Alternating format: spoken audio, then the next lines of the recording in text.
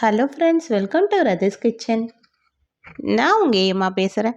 இன்றைக்கி நம்ம சேனலில் சிவப்பரிசி புட்டு எப்படி செய்கிறது தான் பார்க்க போகிறோம்.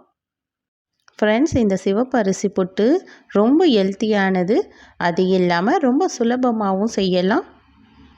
சிவப்பரிசி புட்டு நல்லா உதிரி உதிரியாக சுலபமாக எப்படி செய்யலான்னு நம்ம வீடியோக்குள்ளே போய் பார்க்கலாம்.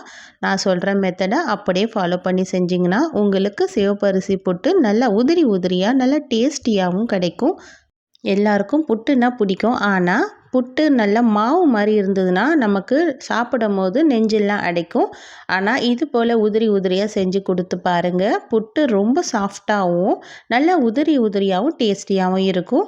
இந்த ரெசிபி எப்படி செய்யலாம் நம்ம வீடியோக்குள்ளே போய் பார்க்குறதுக்கு முன்னாடி நம்ம சேனலை இப்போ தான் முதன்முறையாக பார்க்குறீங்கன்னா சப்ஸ்கிரைப் பண்ணிவிட்டு கூட பெல் ஐக்கனை கிளிக் பண்ணிவிட்டு பாருங்கள் ஃப்ரெண்ட்ஸ். இப்போ வாங்க வீடியோக்குள்ளே போகலாம்.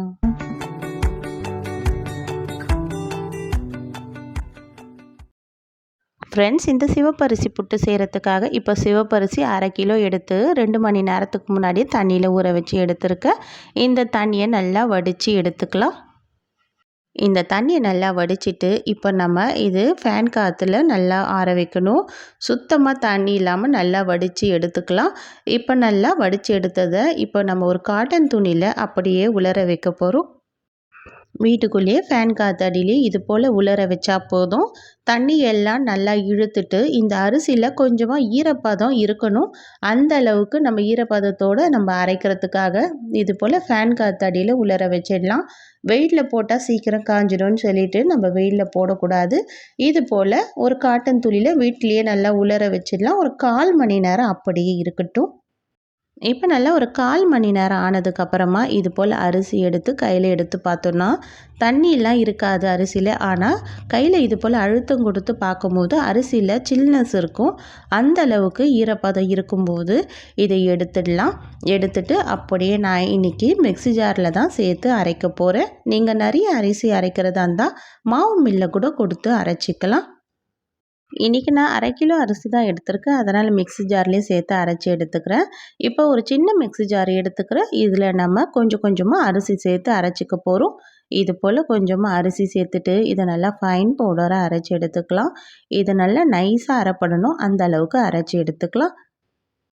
நம்ம அரைச்சி எடுத்த அரிசியோட இந்த மாவு பக்குவம் இந்த அளவுக்கு இருக்கணும். இந்த அளவுக்கு நல்லா நைஸாக அரைச்சி எடுத்துக்கலாம். இப்போ அரைச்சி எடுத்ததை ஒரு அகலமான பாத்திரத்தில் மாற்றிக்கலாம்.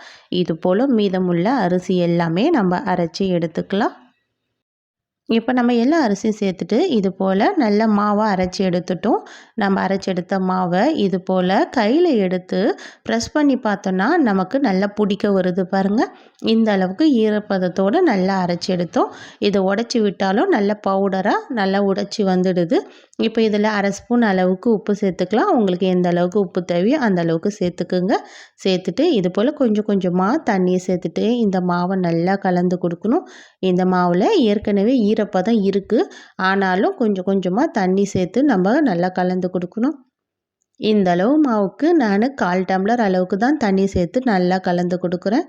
மாவில் தண்ணி பட்டோனே நமக்கு அங்கங்கே திக்காயிடும். மாவு கட்டிப்பட ஆரம்பிக்கும். அதெல்லாம் நல்லா உடச்சி விட்டுட்டு நல்லா கலந்து விடணும்.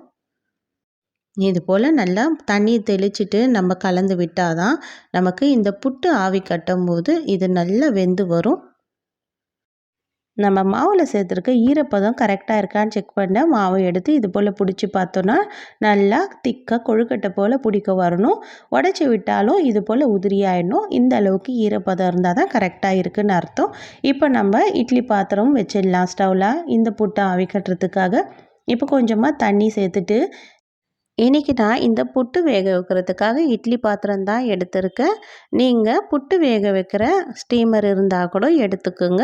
இப்போ நான் இந்த இட்லி பாத்திரத்தை நல்லா வச்சுட்டு இப்போ இதுக்கு மேலேயே ஒரு காட்டன் துணியை தண்ணியில் போட்டு நல்லா நனைச்சிட்டு இந்த பாத்திரத்து மேலே வச்சுட்டேன். இப்போ இதை மூடிட்டு நல்லா ஒரு 2 நிமிஷம் நல்லா ஹை ஃப்ளேமில் வச்சு வைக்கிறேன். இப்போ இந்த தண்ணியெல்லாம் நல்லா கொதித்து ஒரு 2 நிமிஷம் ஆனதுக்கப்புறம் இந்த தண்ணி நல்லா சூடாகி ஆவி பறக்க வருதில்ல, இந்த அளவுக்கு வந்ததுக்கப்புறமா இதை நம்ம எடுத்து ஓப்பன் பண்ணிக்கலாம். ஓப்பன் பண்ணிவிட்டு நம்ம ஏற்கனவே ரெடி பண்ணி வச்சுருந்தல இந்த அரிசி மாவு புட்டு வேக வைக்கிறதுக்காக அந்த புட்டு மாவை எடுத்து அப்படியே இந்த துணியில் சேர்த்துக்கலாம்.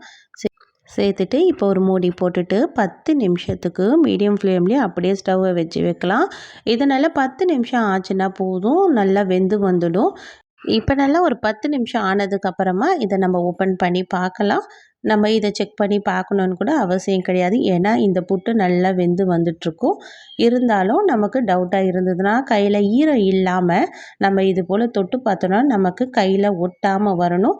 அப்போ தான் புட்டு நல்லா வெந்து வந்திருக்குன்னு அர்த்தம். சப்போஸ் நமக்கு இந்த புட்டு வேகலைன்னா கையெல்லாம் நிறைய அப்படியே மாவு ஒட்டி வரும்.